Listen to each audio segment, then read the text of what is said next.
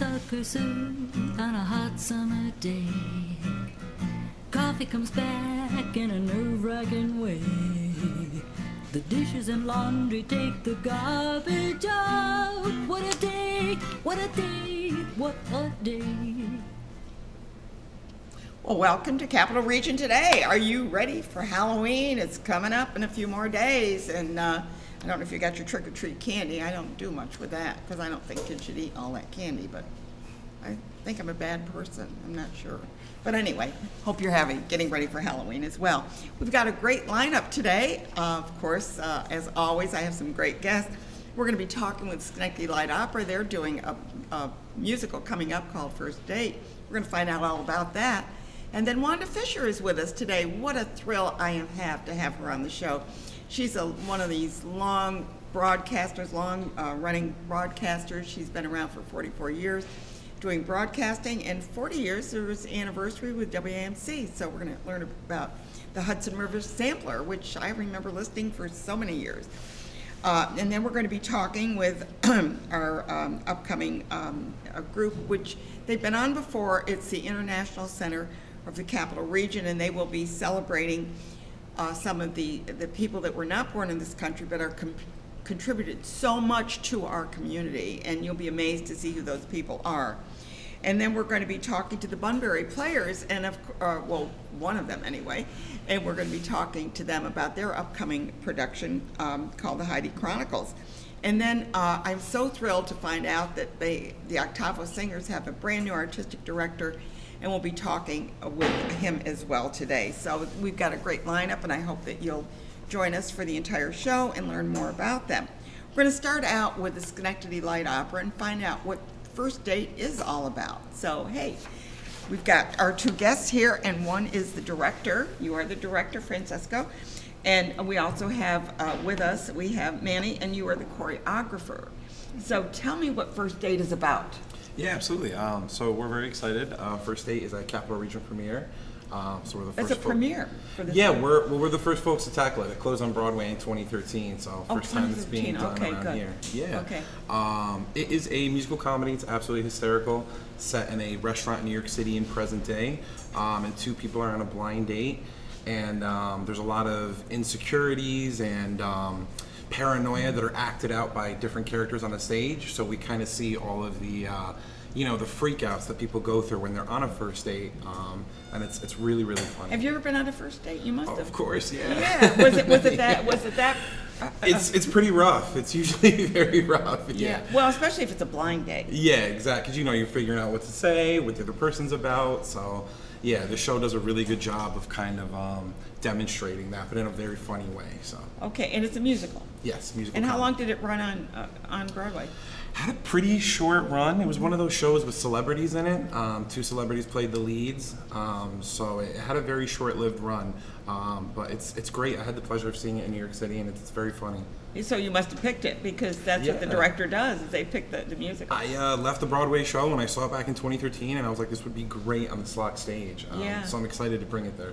Okay, so how many are in it? Because you got a choreographer, so there must be some dancing. Yes. In a restaurant? Yeah, we've got including a little one, because there is a very quick, very small child role. But we've got a cast of 15. And 15? Yeah. Well, they always have a good cast, but I mean, I'm just thinking dancing and, Yeah. Well, Monty gets a lot of props because this show was originally done with little to no dancing at all. Oh, so you've incorporated some into it. Yes, absolutely. So what is your background, Manny? Mani is my name. Okay, Manny. And I'm a professional dancer in the Capital Region. I've danced pretty much my entire life since I could walk. And as of recently, I've done quite a few shows with Francesco. We kind of call ourselves a team, package deal, pretty much. Nice. You get one, you get the other.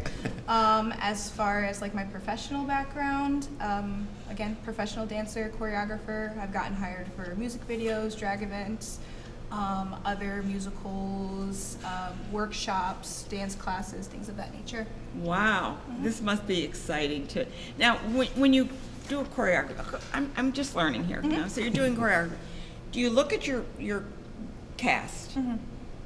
And I mean, do they ever, like in musicals, I assume that there's the choreography is written out, but Yes. But do you take liberties?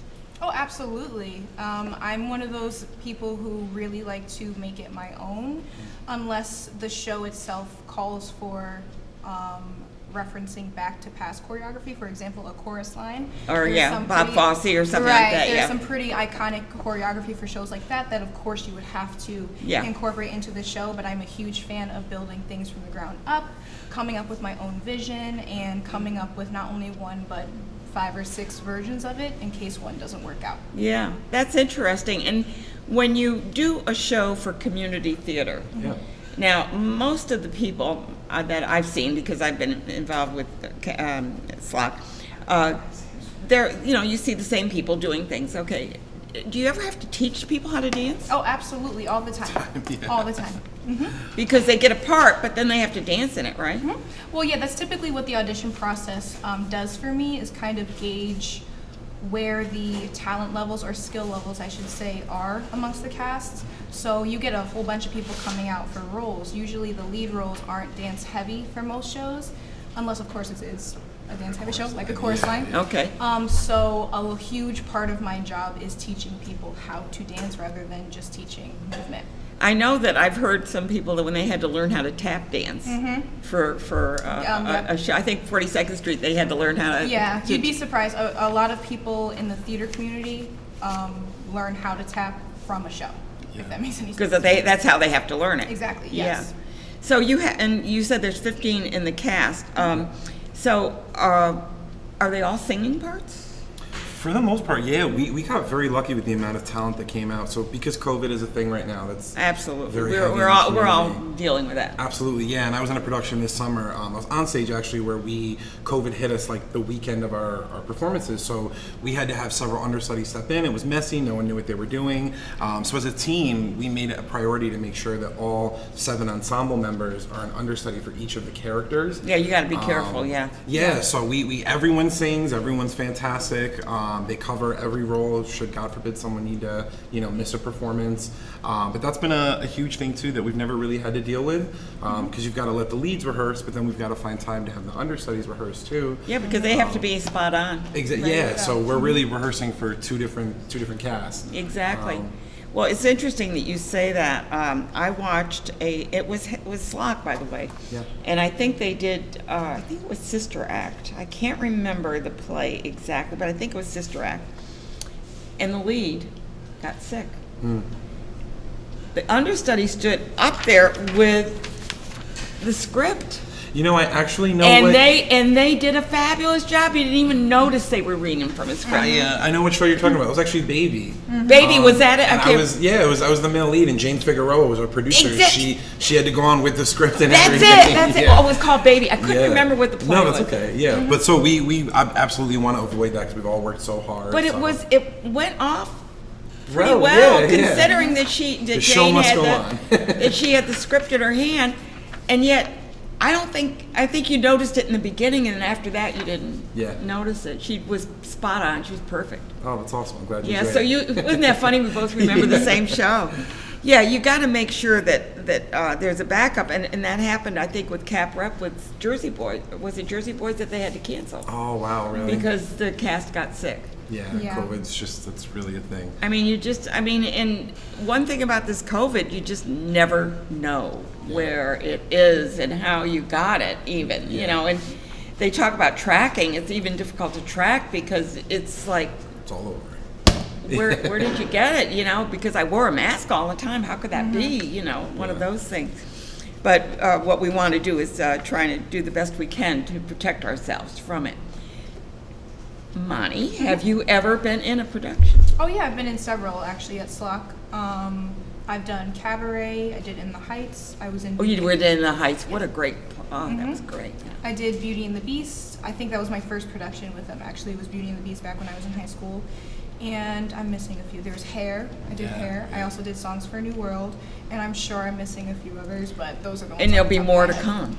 Oh, yes. And how about you, Francesco? Yeah, Are you in productions? Yeah. I actually started acting at SOC when I was a kid. It was one of my first community theaters at the old building. Okay. So- That's where I saw the Jane with her script. Yeah. So I've done Baby with them. I was also in the Heights. I was in the Wild Party.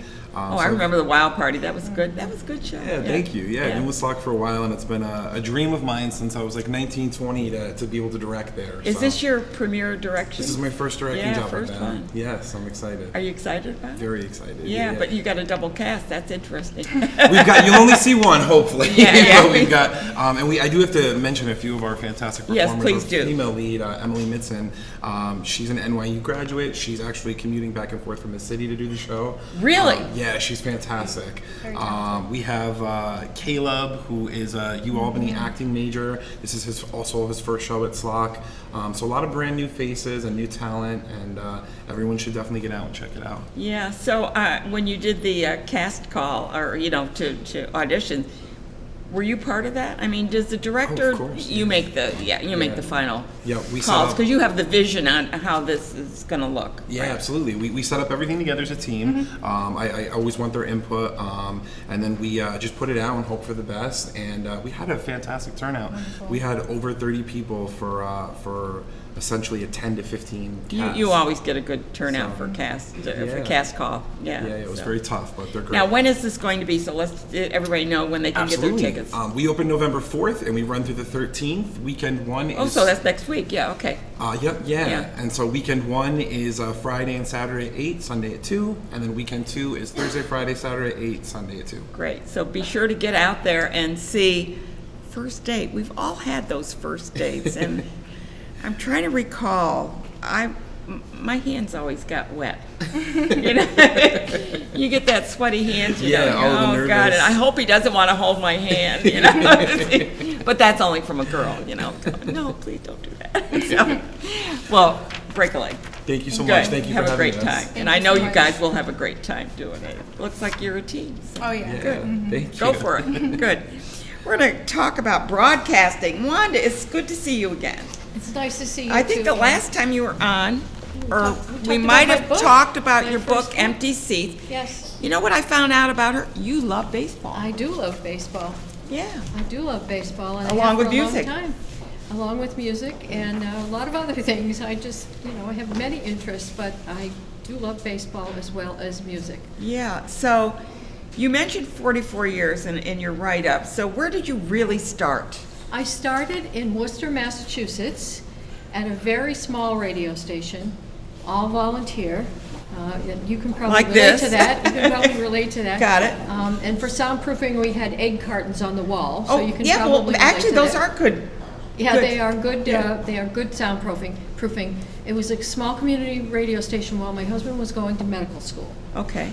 So I started there, and the way that happened. Did you do it for fun, Well, I or just, did you really want this as a career? Well, I didn't want it as a career. I went and I started as a volunteer to edit their program guide. Oh. And I had all this folk music knowledge because my father, I grew up with this music. My father was friends with the famous Carter family who went to school with them. Really, the Carter family. The Oh, my Carter goodness. family, Yeah. and June Carter. Yeah, is, yeah, with June Johnny Carter Cash, yeah. And he went to school with them in southwestern Virginia, and I didn't know they were famous until I was about 14 years old. They would come to our family reunions, and they would sing and play, and we just had fun with them. But I started listening to this this kind of music as soon as I was born. So I like to wear this because this is something my father brought home for me from the South Pacific. He decided to go visit a place called Funafuti, which is a place where he was stationed during the World War II. Mhm, okay. It's a small atoll in the South Pacific, and he went there when he was sick. He said, I want to visit it before I die, and he brought this home for It's all of us. beautiful. And so this music has been a part of my life from the time I was born. So I go and I edit the program guide for them. And I was doing this for a couple of months, and their folk DJ decided that he was going to move to California. And they turned around and they said, you know the music, you're our new folk DJ. What? DJ?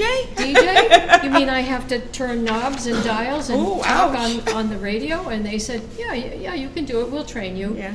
But, you have to get a third-class FCC license. And that involved math. So this is 1975, and math is not my thing. Oh, okay. So I had to go into the customs house in Boston and take a test, and I only needed an 85, and I think I got an 87 on it, and I probably blew all the math, because we had to turn the transmitter on and off at that time. Was it a physical test that, you had to? No, but you had to read the dials, and then you Okay. had to figure out the ratios, where you I broadcast. have no clue. And but I had to do it. So, But I applaud you for doing it. I had to get a third-class license. So when my husband finished his medical school and he got a residency in this area, I really had bitten the radio bug. The radio bug had bitten me. Exactly. And I tried to get a show out here, and there really were no opportunities for me here. So after he finished his residency, we were getting ready to move back to Massachusetts, and I would have gone back to that little station. And I got a call. I was volunteering to do the program guide at WAMC. So I got That program guide just telling does you. it for you, doesn't it? and so I got a call from David Galletley and Alan Chartock, and they said, would you be interested in doing a show on Saturday night? Do you have any tapes of your old programs? And I brought them these big, huge reel-to-reel Yeah, the tapes. reel-to-reels. And they said 8 o'clock Saturday night, and they made some suggestions of what they would rather that I did on the show, and I said sure. And Prairie Home Companion was my I know. lead-in. I Couldn't know. get a I better lead-in. listened to Prairie Home Command and then you right afterwards. Well, and you couldn't get a better lead-in than that. No. So we only had one station then. We now have 29. Yeah. And so I started broadcasting at WAMC on September 18th, 1982, and it's been since then. Kept doing it. Kept doing it, yeah. And it's unusual, not only for 40 years, but, there aren't that many women doing radio still. Many women started in radio, but for 40 years in radio. Well, and radio's changed. Radio has changed Now, tremendously. public programming is a little bit different than commercial. If you get commercial, you're gone, you're out. They change their formats. They decide That's to do right. running just a soundtrack for 3 hours straight or something. Well, even in public radio, I have a friend who was just recently, about 3 weeks ago, he was on a similar station 2 hours. He'd done a folk show there for 31 years, and they called him in and they said, we've brought in consultants and they've decided that folk music is no longer popular. 31 years, and they said, you're off, and they didn't even give him the chance to say goodbye. Do they to his understand listeners. what folk music is? Because Apparently folk not. music never dies. I know, but 31 years, they let him go, and they didn't even give him the opportunity to say goodbye to his listeners on the air. So Really? and Well, it's see, a- that's pretty. But they brought in the consultants from the West Coast, and they said. And they were probably all in their late 20s, and this is what is Or happening. 30s, at least or 30s. yeah. But the thing is that the people at WAMC have stuck by me throughout the whole thing, Yeah. and they just say, go do it. Yeah, and it's folk music.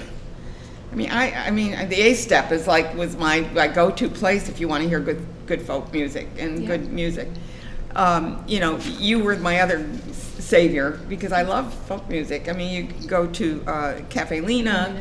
There aren't many venues, but the music is out there. And when you look at some of the old English folk music, and I'm not just talking about Americana. I'm Right. talking about folk music. The whole world. The whole world. Right, and it's fascinating to me, the whole scene has changed, and a lot of younger people are getting involved, which is great.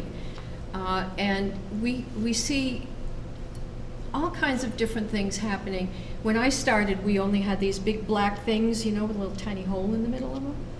And in 1987 or 88, something like that, we got our first CD.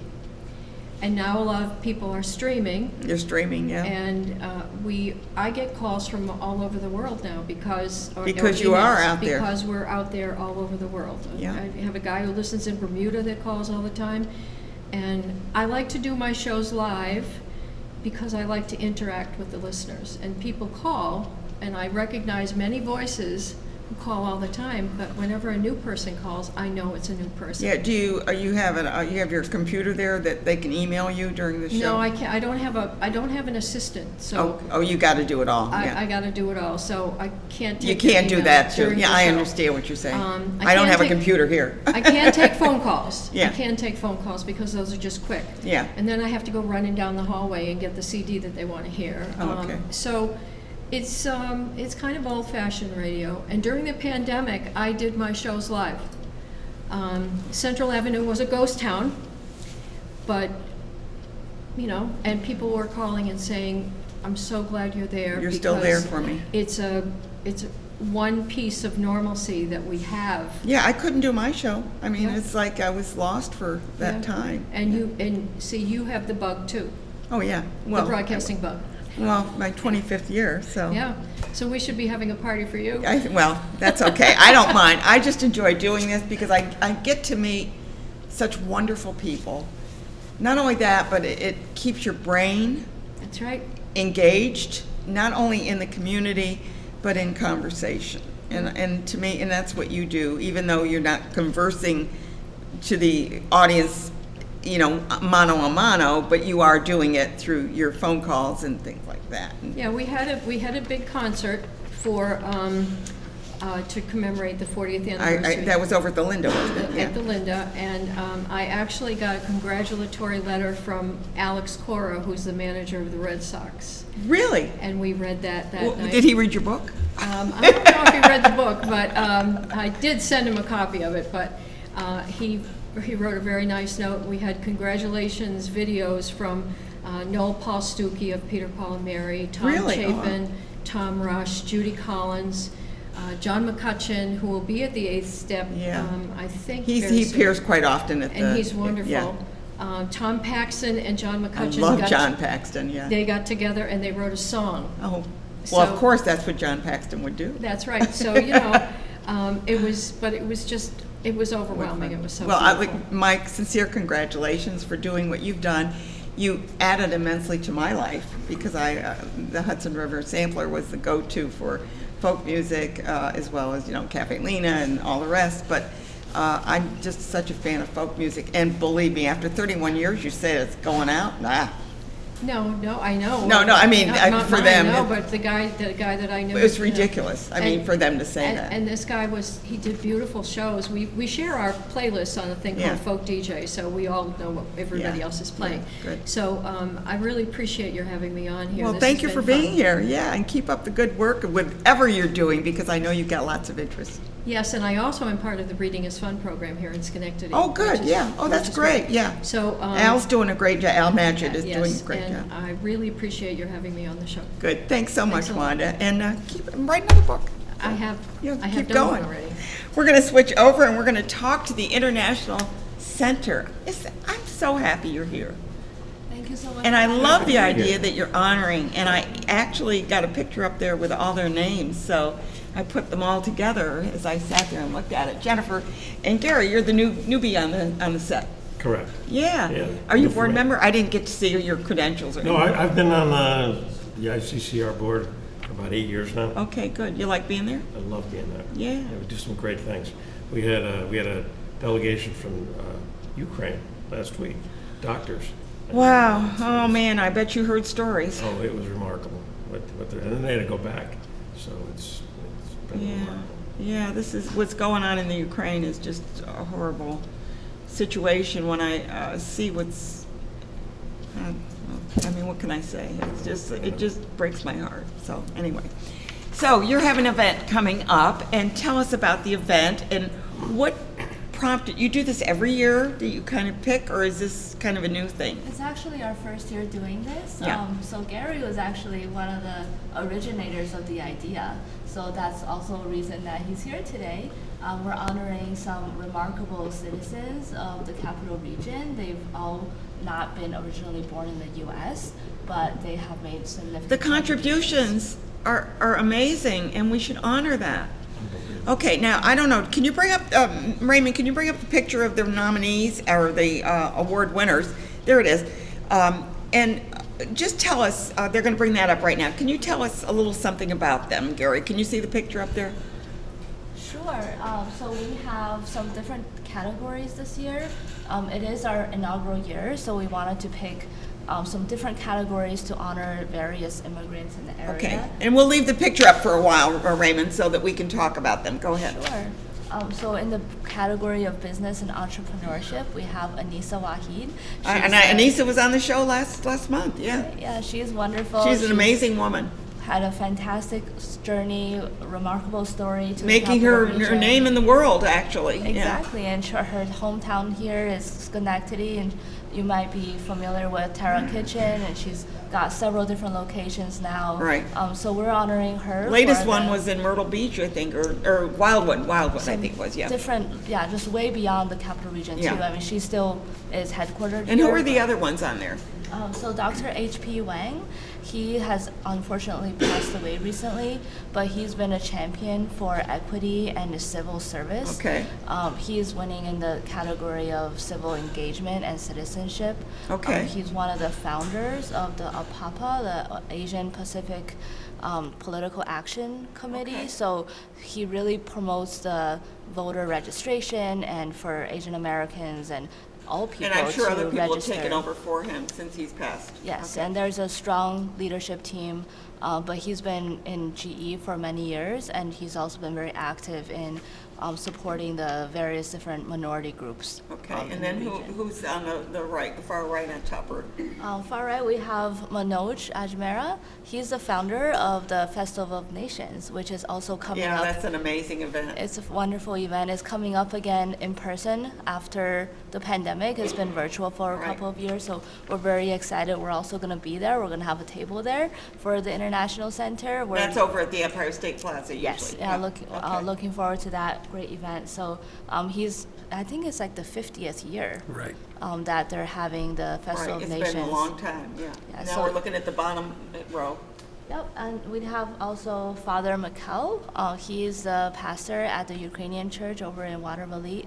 So Okay. he's been instrumental in gathering the community to assemble supplies and donations to aid the Ukraine conflict, the folks in the conflict, Right. but also helping the refugees once they come here, just with furniture, housing. So he's being honored in the area of community And service. then the last one that was foreign born, because the last one on the thing is one of your volunteers. So That's let's- right, yep. So the last honoree we have here is Dr. Rem Sami. He's the president of the Hudson Valley Community College. So he's originally from Trinidad, and he's winning in the category of distinctive career. Yeah. So you've got, and of course your volunteer that we mentioned too. Yes. So how did you select them, Gary? Or did you select them? Or did you just pull names out of a hat? Well, no, we rely on Jen. Yeah, She's I know. really awesome. And the people that we have on this, that we're honoring this year are remarkable. And Jen is able to find them. I give her all the credit. Well, we are enriched in our community because we do have a strong international feel. Perhaps it has to do with the universities. I'm not sure what, but we have high-tech companies that brings in people. So we have an abundance of people that are contributing to our community that were not born here. Mm-hmm. And I think we need to recognize that because so many times we kind of ignore the contributions that are made to our community. Right, or sometimes Absolutely. there's that negative connotation of having immigrants in the area and then, they're taking over jobs. But in many cases, like Anisa, for example, she's creating, They're creating so many jobs. Yeah, that's like a no issue. I mean, it's like, those are issues that people bring up that are perhaps not understanding. I want to be politically correct when I say this, but they're not understanding of the situation, Right, and we just wanna bring to light It's an easy target, we'll put it that way. Right. So we do want to highlight their accomplishments and celebrate together, bring the community together. For the event itself, we have Mayor Sheehan will be there. We have some other dignitaries will be there, and then some of the cultural centers, like the leaders for the different cultural centers, are going to be I mean, you got joining us there's as well. The Polish have it, the Germans have it, the Italians have it, the Ukrainians have the Ukrainian club. I mean, there's so many out there that are trying to keep their culture alive. And I think it's so important to have that diversity in our, I mean, we'd be pretty boring if we were only eating hot dogs. The food is a big part of it. Absolutely. Yeah, I we mean, want to be a really, platform. but that's German, so I shouldn't even go there. Maize, maybe corn? I don't know. We want to be a platform to bring all these cultures together because they're great all by themselves as well. But I think it's wonderful, even more so, when they're together and we can share best practices, share our experiences, and learn from each other as well. And I enjoyed taking a cooking class that you offered, not you personally, Yeah. but it was offered. And I believe it was German Christmas Okay. event, and it was held over on Albany, New Corner Road at the where the bingo, they have bingo in the Scottish game, the Celtic Hall. That's it. Okay. All yeah. right. And it was really an enjoyable event, but I haven't seen that you've been doing that lately. Have you still been doing We're it? going to try and get back into it. Yeah, I think, COVID affected a lot COVID of has that. affected a lot of our in-person programming. Oh, it's Yeah. affected everybody. Yeah, earlier this year, actually in June, we did have a Korean cooking event with kimchi. Oh, I love so kimchi. that was over in collaboration with the Colony Senior I Center. wish I'd learned. So been there, we're 'cause I want to make hoping my to own have kimchi. more. Yeah. Yeah, well, I think one of the reasons we're having this event too is to engage the community, welcome people back to in-person events, and then also it is a fundraiser for us. So we are looking for sponsors. We already have some great sponsors. We're always looking for more donations because for the international visitor programs that we have from the State Department, those are very focused to those exchange programs. So if we want to do like cooking or education or Those different would be things, fundraisers, those yeah. we have to fundraise separately, outside because we can't use the government money for that. No, but it's a great idea too, because it introduces people to other cultures, foods and things of that nature. Yeah. Absolutely. Yeah, we have our annual fundraiser at the Prine House. Am I pronouncing that? Yeah, Prine House, Yeah, right. yeah, and that's every culture, so it's very nice. Yeah. And that's our signature event. Is that right? your summer one? Do you do it in the summer? Sometime next year, probably we'll be doing that again, but Well, it's been that on has hold. been that's been on Yeah, well, hold you for know a while. what? Yeah. You know what? We can't even go last year. No, I mean, we don't even know. We've lost 3 years pretty lost much. track of it. I don't know when it was, but we did it once, right? One of those things, we're going to go that way. Well, we're hoping to have the Achievement Awards again next year, so very soon we'll be opening the nomination process for that as well. So since you Good. mentioned, And I hope you do this every year, because this is really a wonderful tribute to the people who do contribute to our community that are basically not seen in the community. Right. They're out there doing their good work, and Yeah. Yeah, like Dr. Ramsamy at Hudson Valley. He's a big advocate for cultural. And, Yeah. So he's been a real awesome resource for us. that's great. I'm really glad to hear that. So when is this event? Tell us. so it's November 17th. It's a Thursday. Our lunch is going to be at the Hilton Garden Inn in Clifton Park. So everyone's welcome to join us. There's tickets on sale online already, and right now is still the early bird. So until next Friday, October 21st, still get the early bird tickets. But we're welcoming anybody from any background to come From join us. any background, come on and join. And please support the International Center of the Capital Region, because they're doing such great work. And it's important, I think, to celebrate the diversity in our community and the people that have brought so much to our community. Right? Right, thank you for having us. Thank you so Thank you much. both, Jennifer, and it was nice to meet you, Gary. Nice to Even meet at the last minute. Nice to meet you. Yeah, good. Keep doing the good work.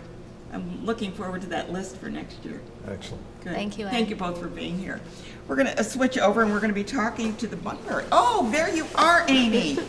How are you? Hi, Ann. Yeah, tell me about the Heidi Chronicles. That's been performed before, but tell us about it. It has. It was won the Pulitzer Prize in 1989. It's written by Wendy Wasserstein. And I'm just so happy to be producing it, and that directing the show. It's a wonderful show to be doing at this time. Too, yeah. Probably doing a lot of everything. Yeah, That's yeah. how it goes with the director. But it's just a great time to be doing it. It was last that I knew on Broadway. 2015 with Elizabeth Moss from Mad Men. Yeah, So yeah. it's pretty recently that they did it. But I love listening to your segments, and you're talking about women and women being together, supporting each other, and so I feel that's very much part of the show. Yeah, and it's important to see women directors. Yeah. Isn't that I mean, great? for many years, I mean, in Hollywood, I mean, I think Ida Lupino was the one that finally broke the glass ceiling Yeah. there with being able to direct, because that was like, well, women can't do that, you know, they don't have the temperament for it, or they don't have the knowledge, whatever, fill in Yeah. the blank, Exactly. fill in the blank. Not true. So, no, of course it isn't. Now, is this like the first show that you've directed, or? My second. I had been on here previously when I did Destroying David with Harbinger Theater, and this is, so it's my second one, and the Bunbury Players had asked me to direct the show, and I'm like thrilled to do it. We have a now wonderful tell cast. us about, well, first of all, tell us about the cast. How many, and who's playing what parts? Great cast. Cast of 8. Heidi is played by Desiree Chappelle, who's relatively new to the area. Is an MFA in acting, and Monet Thompson is playing her best friend Susan. Monet you've seen her in the Capital Region. She was just in The Cake at Oh, that was Schenectady. such a great, She's fabulous. wonderful, And Matt Benacasa is playing Scoop, who is Heidi's off and on boyfriend, and Peter, who's her best friend, who I think might be based on Christopher Durang, who she Okay. dedicated this play to, Oh. is played by William Heatley. Okay. And the other actors in the cast get to play several characters, and so there's a lot of time change, and it's really exciting. Who's doing the costume design? Because I just had somebody on for the costume design, and it was like fascinating to learn. Larry Nichols, who is Michael Nichols' Page, who is executive director of Bunbury Players. It's his father. Oh, okay. So, and he's been at rehearsals trying to figure out these quick changes, because they are fast, and going through from 1965, you're in a high school dance. And then you have Heidi as the art historian lecturing at Columbia University. Different and then you have costumes, 1968, you have a Eugene McCarthy, and it's been, we have a young cast, and so I really enjoyed saying, it was a big deal when Nixon had to resign, and this So is you, what they in a mean by sense, Ehrlichman. you have to teach history. It is, yes, because these were important parts in obviously Wendy's life and that she's portraying, and important parts in just America, and particularly for women moving forward. And they have 1980, when you have the background of John Lennon being assassinated, and it's just really, it's a very moving play. Crying to think about John Lennon, my goodness. Yeah. But her humor, though, Wendy Wasserstein, her voice, She's her an humor. amazing writer. Yeah, and I want to be so true to that voice. When I reread it, I was like, this is so funny. She has such a funny voice, but at the same time, very impassioned. And you see Heidi going through, not that she doesn't have, like her best friend, you see her kind of changing with the times, but Heidi's staying kind of more outside and examining, and, some disillusionment. So there. what time period does this play take place? I mean, is it, It begins in 1965 at a high school dance. okay. And then it moves 1968, that very important election. And then the 70s, 1980, and ends in 1989. So Again, you like went kind through of the bookends. hippie era and the anti-Vietnam and Yeah. all that, yeah. Yeah. So it's got to be interesting for young people, because I mean, I certainly have lived through it, so I kind of know what happened, and I know the the Exactly. things that went on through that. But somebody that's coming up, they're clueless about all of this, and it's funny because I assume in a way when I'm talking to somebody that they know exactly what I'm talking about, but they don't. They don't. Yeah. So that has been interesting. But the cast has been so enthusiastic. I think I'm so proud. After every rehearsal, they're like, we had so much fun. So that always makes me feel good. And they love learning about it. They're so interested in about who was Ehrlichman and who was, so it's Who's McCarthy? What? Oh, no, exactly. Who is he? Well, he's not a nice person. Let me tell you about him, what he did. And the blacklisting. I mean, all Yeah, well, those that's things. a different McCarthy. This was Eugene Oh, McCarthy. Eugene McCarthy. That's I'm okay. sorry. I thought I've gotten my McCarthy mixed up there. okay. Yeah, Eugene McCarthy, different.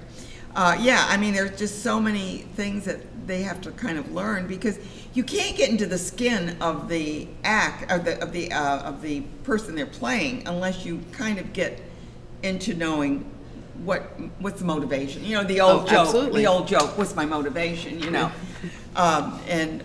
it's important. Oh, absolutely. Yeah. Yeah. I mean, to know the significance of Nixon and Right. So You know, when his is this presentation. play going to be performed? it's going to be November 4th, Oh, 5th, and yeah, 6th. coming right up. First weekend in November. Friday and Saturday are 8 p.m.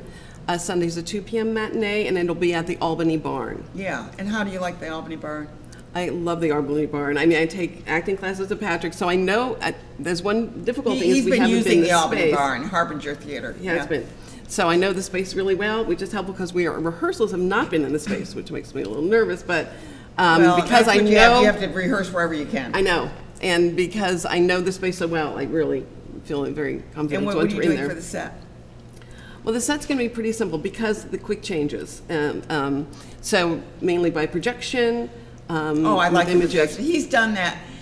Patrick, I'll tell you, has been an inspiration when you see some of the things that he's done. Absolutely. And you come from him in a sense, yeah. I do. Because you've worked with him. Yes, absolutely. Yeah, so you've learned a lot. I mean, he's Oh, I have. Yeah, an amazing director, an amazing teacher, so knowledgeable. Yeah. And always thinking outside the box, isn't he? Absolutely. No, Yeah. they just, yeah, of course, it's been a great inspiration. And so I have a lot of ideas just in that space. Yeah, So I'm that's really great, excited. Amy. I'm really glad to hear that you're getting involved with that. So it's going to be the November 4th through the 6th at the Albany Barn, and they can get tickets online, I'm sure, and or else give you a call. Yeah, and it actually, it's by donation. Okay. That's part of, donations? that's Okay. part of the Yeah. Bunbury Players. Well, that's their philosophy is Yeah. they don't want to really charge tickets. They want people to donate. accessibility to the Accessibility. theater. So that if you Yeah. can't afford, you can still see theater. Absolutely. Yeah, they do a great job, don't they? Yeah. Yeah, It's I'm great. glad you're working with them this time. Very Who knows, exciting. next time you might be working with another group, right? We don't know. I don't know, but they got you tagged as a director, so you're going to be out there. Okay. Thanks for being here, Thank you, Amy, Ann. and I hope that you have a great run with this. A Thanks great, so much. Great turnout. We're going to switch, and we're going over to the Octavo. You're brand new. Brand And new. there you are. Oh my goodness. Yeah, I've known Curtis for many years, and Curtis has been on my stage here with Yes, that, and so it's definitely. always a pleasure to have Yes. Curtis here. But now I'm going to have you here. Yeah. Thank you. Yeah, Thanks for having and me. you are yeah. So my point is, Andrew, that is you have been also the artistic director of other groups. So tell us about how you morphed into this. That's right. So, And what's your background? well, I grew up in Niskuna. I sort of consider myself a product of this community. Okay. I grew up in the Niskuna Reformed Church, and now I'm the music ministries director of that church. Oh, I've you been- are. That's over on Route 7, right? That's right. Yeah. I've been there for quite a little while. Yeah. And I've also been now for a number of years the artistic director of the Northern Berkshire Chorale, which is based in Williamstown, Massachusetts. And now I've stepped into artistic The director October. of Octavo Singers, and I'm Yeah. really excited for it. So, what is your background that got you into this? Because you just didn't graduate from Niskuna High School and end up being the director of music. Well- You must have a music background. Yeah, I do. And it's funny, you bring up the high school, but that's really where it started. I had some excellent music teachers when I was in Niskuna. They got a great faculty. I sang in every chorus I could. I played in every band and orchestra that I could. You also play instruments? Yeah, absolutely. So actually, my undergrad at St. Rose was in low brass for music education. Who knew there's a Tuba- low brass? Yeah, tuba, bass trombone, really a lot of instruments. But so I just played and sung in as many things as I could have, and it really shaped sort of what I wanted to do, which was make great music, and You picked a great group. I with really think I Octavo. did. I'm really excited for this group. The voices in that group are amazing. Yes, so coming, all of the guests here, media, art, wherever they're coming from, COVID is still a thing, right? Yeah. Unavoidable. Not going I think. away. But we are so pleased to have upwards of 70 singers this fall. A fantastic turnout of singers in the community who want to come back and sing. And they're ready to come back because, you think about COVID and singing, That's right, exactly. So there are precautions we have to take. Sure. Because we want a robust group, and we've got one. and you don't want to lose half your cast, or half your chorus. Well, it's the same line of thinking, though. Yeah, And absolutely. so we have to take precautions. Yeah. Everybody has to be vaccinated. Going into the winter season, Get we your have to third be- booster, get your third booster. Exactly. I got mine. We have to be Amen. boosted. Right now our masking is optional, but for a group this big and this robust, we just have to take it a week at a time. As of taping, we've had 2 really great rehearsals, and we can just take it in strides at this point. Because we're very grateful for this turnout that we have, and we really want to keep up the momentum that we have now Right. that we're back. Now, Diane is a board member, right? Yes, I'm president You're of the board. president of the board, so Octavos, you're yes. in charge of things happening. Yes, that seems to be the It case. must have been a shock when Curtis left. Well, it came as a bit of a surprise, but Curtis chose to move on, and we are just so happy to have found Andrew. You had to have a selection process, so hey, you made it, kid. I mean, this is true. Andrew is really the interesting thing is Andrew is really the only 4th conductor in our 89 years. This is our 89th Really? season. Yep, we started in 1933, so I guess this makes this our 89th actual season. Wow, Yeah. you only had 4. Only 4. It all started as a work. No pressure, honey. Yeah. No, not at all. I think he's up to it. It all started as a works progress administration in 1933, a The depression project. WPA, yeah. WPA. When that funding ran out, the members chose to continue it. When the first conductor, George Mason, passed, the members chose to continue it. And actually, a member took the baton, George Morose, who you may have met, and held the baton for 40 years until his passing in 2010. And then Curtis came and gave us a wonderful contribution. And now it is Andrew's turn. Well, So you're going to we're be so around a happy while, about Andrew, I that. think. I don't think you're Yeah. going to get out of this one very quickly. Nobody has. thus Nobody far. has. Well, I'll say this: when this opportunity sort of came in my direction, I was really excited about this history. This is, by a magnitude, the oldest choral organization, in the capital region. And, That's true. And just thinking about all of the, historic contributions they've made to the community's music scene has me really, really excited. The venues that this group has performed at, our annual Messiah concert at Union College, to singing at St. John's, to Schenectady First Reformed. I mean, all of these historic, places to sing for this group have me, really raring to go. Let's say. Well, you've got the Union College Chapel that Yeah. I'm sure that you're going to be doing the Messiah again. That's right. Oh, yes. So, are you prepared for that? Absolutely. Yeah. Have you ever done the Messiah before? I have actually. So, sort of circling back to my background, I got my master's in conducting at Bard College, and I cannot say enough good things about Bard Conservatory and their programs there.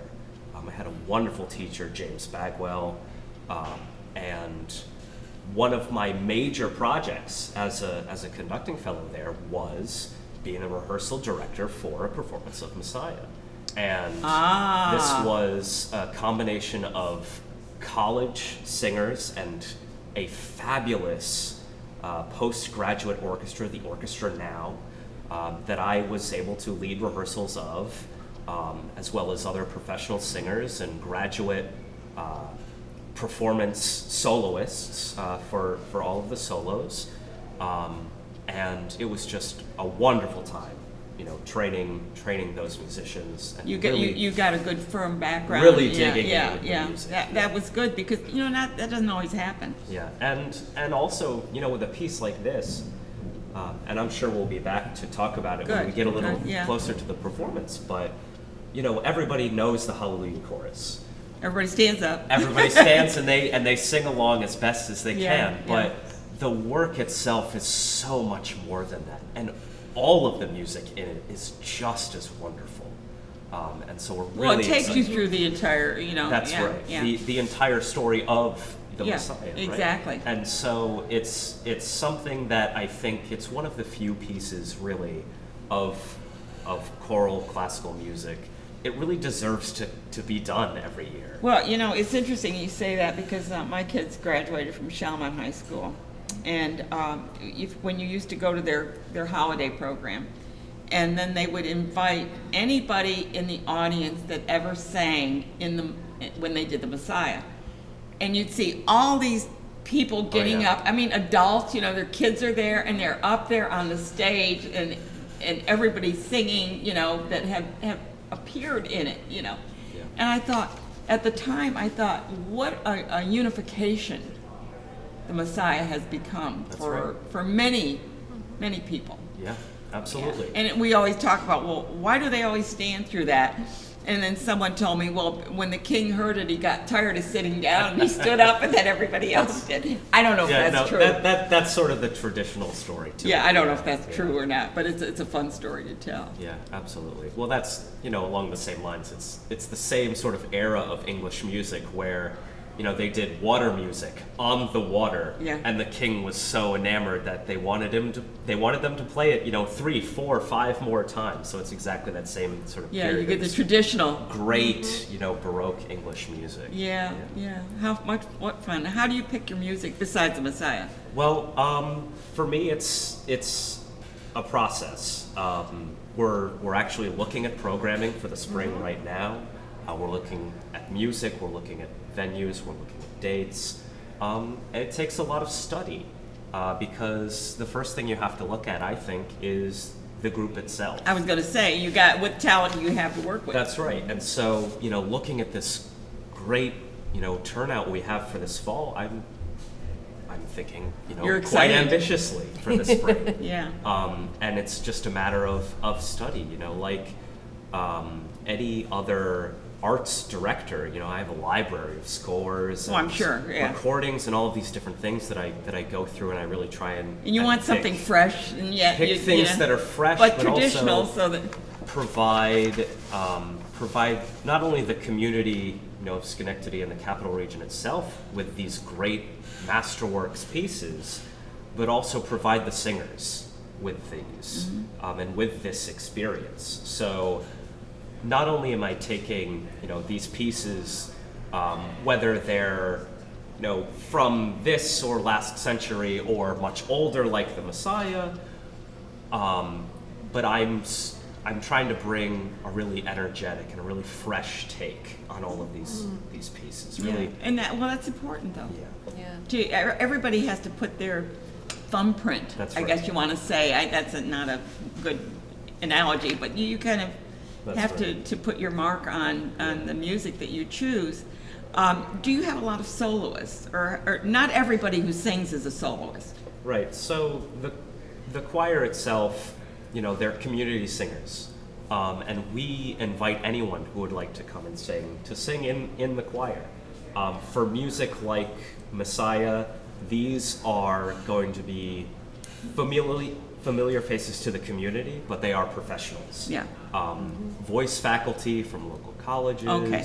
other church music directors, but very talented Yeah, okay. musicians. I just wondered how you select them. So, but the Messiah, we'll be talking about that. That's going to be coming up in December, and right now we're in October, so Yeah. unless you're going to do something for Halloween, I don't think it's going to work. So, Well, we will be doing Messiah December 10th. Okay. Union College at 3 p.m. It's a Saturday. But I think that one thing I'd like to pick up on is right now, our timing of things this year has really given us, and given Andrew, an opportunity to really dig into Messiah in a very, very big way. And the veterans are really enjoying it. yeah. That's great. They really are. And the interesting thing about the group we have now, we have many, many familiar faces, but we have very many new and fresh faces. Some are high schoolers, many younger people, more Yeah. than we have had. But look at Andrew. When did he get the bug? He got the bug Yes. in high school, that's right? That's right. So, That's so right. this is just continuing a Yeah. little inoculation Yeah. for the new one. And not only that, many faces we haven't seen in a while. I mean, it has really surprised me, the breadth of the response to our call for singers. But and if someone wants to pop in, they certainly It's can. absolutely not too late. Yeah, www.octavosingers.org. And Join we put us. that up there. Diane Yeah. Deacon here is the president of the Octavo Singers, and she's encouraging people that if you've got a voice and you want to celebrate good music, That's right. it's not traditional, it's classical. It's I classical, think. yeah. I call it classical. Yeah. Classical So- tradition. Right, the point there is usually the group does have an October concert, but sort of coming out of The COVID, yeah. things and sort of reframing the group, really getting our numbers back up. You need to kind We're of taking the take a time break. to reinvigorate. Yeah. Right, and we also needed time for our selection process as well, so Well, thank you both it for all being worked here. out that way. Yeah, Diane Dixon and our new artistic director, Andrew Berger, for the Octavo Singers. I'm going to tell you who's coming up next show. We've got the Story Circle with Kate Dunning. We're going to be she'll tell us a story. And then I am so pleased that my alma mater, we have a brand new president, and she's going to be on the show.